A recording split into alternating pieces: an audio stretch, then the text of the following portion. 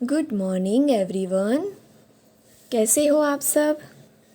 आशा है कि आप सब घर पे सुरक्षित होंगे। आज का हमारा सुविचार है, पूरे संसार में ईश्वर ने केवल इंसान को ही मुस्कुराने का गुण दिया है। इस गुण को खोइए मत। तो बच्चों, ये जो थॉट है इसका यह मतलब है कि आपने देखा होगा कि सभी एनिमल्स जो है, बर्ड है, बराबर, सबको देखा होगा, कभी वो लोग स्माइल करते हैं नहीं, सिर्फ मुंह में से आवाज़ निकलती है। पर सिर्फ एक इंसान, बराबर, मैन वीमेन जो भी है, बच्चा, सिर्फ इंसान ही एक ऐसा है जिसको मुस्कुराने मतलब स्माइल करने का जो गुण है वो भगवान ने दिया है, ईश्वर ने दिया है। तो इस गुण को आपको बनाए रखना है। मतलब कभी भी मुसीबत या मुश्किल आती है तो थोड़ा उदास भी हो जाते हैं, पर ये सब छोड़कर हमें स्माइल करके वो जो मुसीबत है उसका सामना करना चाहिए। दुखी नहीं रहना चाहिए जीवन में। ये गुण है, उसको आपको खोना नहीं है, बराबर। मतलब ऑलवेज हैप्पी रहना चाहिए। Be happy, be smile. Okay, चलो। अभी लास्ट वीडियो में हमने हिंदी ग्रामर ही देखा था, उसमें चैप्टर नंबर 12 कंप्लीट हुआ था हमारा। तो आज की वीडियो में हम सीखेंगे चैप्टर नंबर 13, उसके बाद वाला। चैप्टर 12 के बाद चैप्टर 13, ये आपका लास्ट चैप्टर है हिंदी ग्रामर में, जिसका नाम है चित्र वर्णन। चलो, इसका नाम मैंने डायरेक्ट आपको इसीलिए बताया। देखो, चित्र को आप इंग्लिश में क्या कहते हो? पिक्चर कहते हो। और वर्णन को इंग्लिश में कहते हो डिस्क्राइब करना बोलते हो। मतलब जो आपको सामने चीज़ या पिक्चर दिख रहा है उसको आपको उसका डिस्क्राइब करना है, उसका वर्णन करना है। शायद आपको इंग्लिश ग्रामर में ये आता भी होगा, पिक्चर डिस्क्रिप्शन ऐसा करके, बराबर।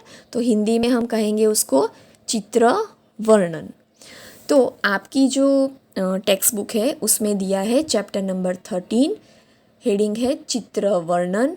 इंग्लिश में देखो, ब्रैकेट में लिखा है पिक्चर डिस्क्रिप्शन।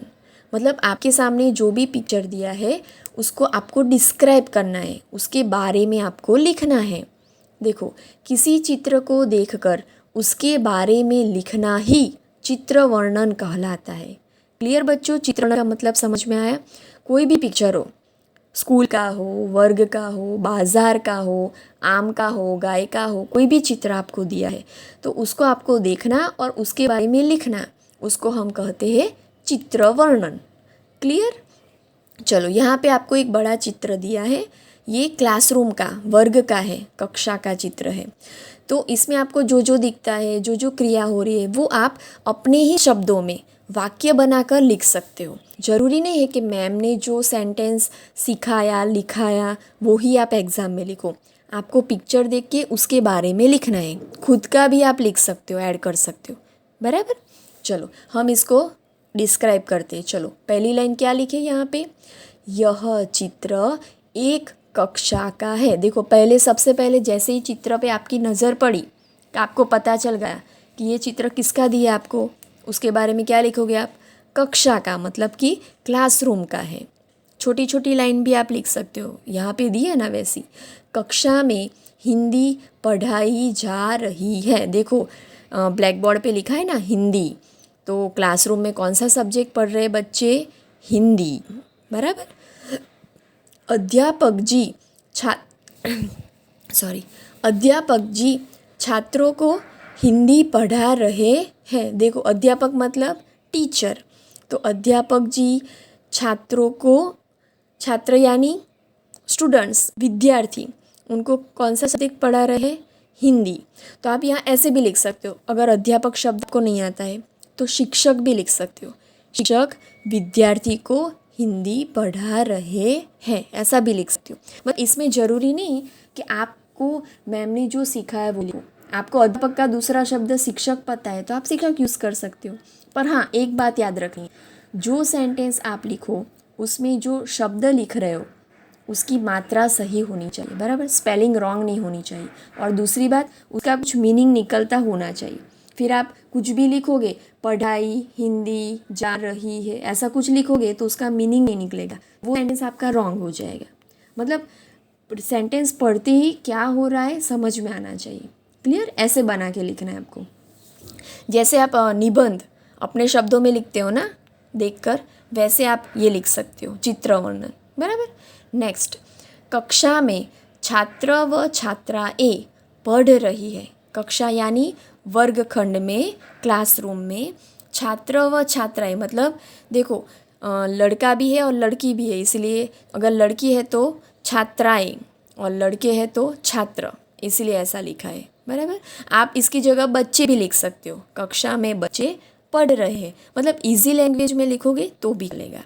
नेक्स्ट, यह कक्षा और क्या दिख रहा है आपको? साफ सुथरी है।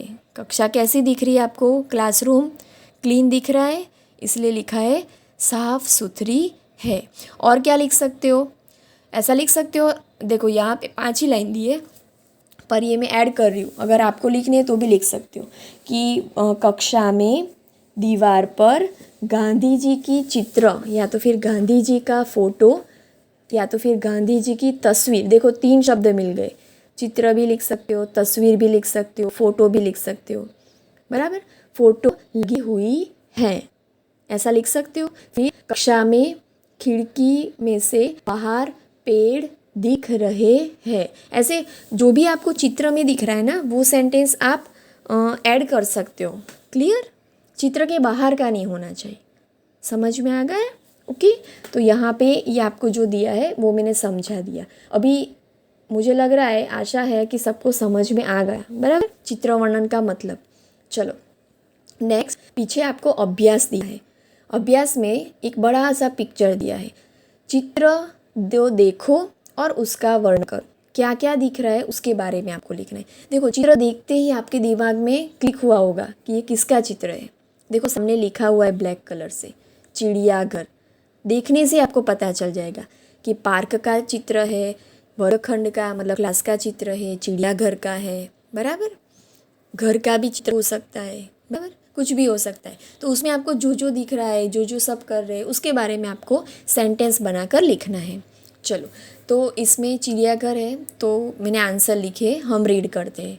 इसके अलावा के आंसर मतलब आपको कोई लाइन बनाकर लिखनी है तो भी आप ऐड कर सकते हो, ज़रूरी नहीं कि मैम ने दिया है वही।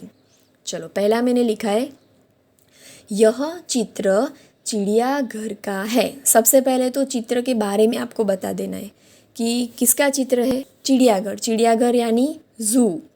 चित्र में कौन कौन से एनिमल है वो लिखा है मैं। मगरमच्छ, क्रोकोडाइल बोलते हो वो, हाथी सामने दिख रहा है, जिराफ, जलहस्ती, बाघ आदि है। जलहस्ती का मतलब सामने देखो दिखा है पानी में, आप इंग्लिश क्या बोलते हो उसको?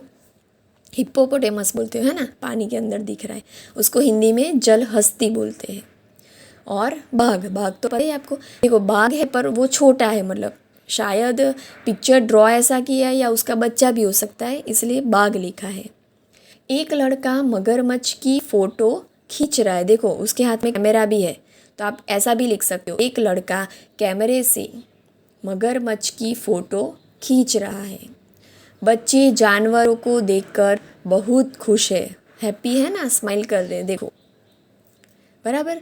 तो चित्र में आपको जो जो दिखता है वो आप सेंटेंस बनाकर लिख सकते हो। आपको ध्यान एक बात का रखना है कि सेंटेंस का मीनिंग सही होना चाहिए, कोई भी शब्द आगे पीछे नहीं करना है। मतलब जब भी आप सेंटेंस पढ़ो आपको लगना चाहिए कि हाँ मुझे समझ में आया वाक्य। Clear everyone? तो अभी सबको समझ में आ गया होगा चित्र वर्णन, है ना? ओके। तो कोई भी पिक्चर आपको एग्ज़ाम में भी आए तो उसके बारे में आपको लिखना आना चाहिए। इसकी प्रैक्टिस हम करेंगे। ओके। तो आगे वाला जो क्लासरूम वाला है वो वापस आप एक बार रीड कर लेना, और इसके अलावा के सेंटेंस भी आप बना सको तो प्रैक्टिस करना, घर पे लिखना, और फिर मम्मी या पापा को दिखा देना कि बराबर है, मैंने एक्स्ट्रा ऐड किया है सेंटेंस। तो ऐसे ही आपकी प्रैक्टिस भी हो जाएगी। Okay everyone? तो समझ में आ गया ना चित्र वर्णन? ओके। आप खुद से भी लिख सकते हो। Okay. Thank you. Have a nice day.